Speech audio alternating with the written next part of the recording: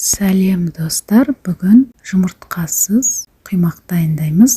Ең алдымен менің каналыма тіркеліп, видеоның соңына дейін көріп, қоңыраушаны басып отырыңыздар. Бізге керекті заттар май, жылы сүт, ұн, шекер, тұз және сода.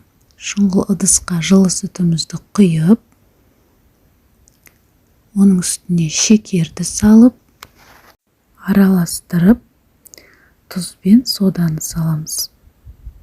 Және сұйық май құямыз. Және електен өткізіп отырып, ұнды сеуіп отырып, жақсылап араластырамыз. Бұл құймақтың ерекшелігі жұмыртқасыз дайындаймыз.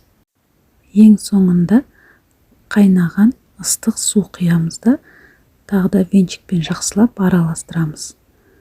Осындай болу керек біздің массамыз видеодағыдай.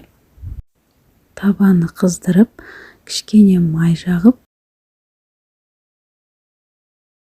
дайын массамызды құйып, құймақ пісіреміз.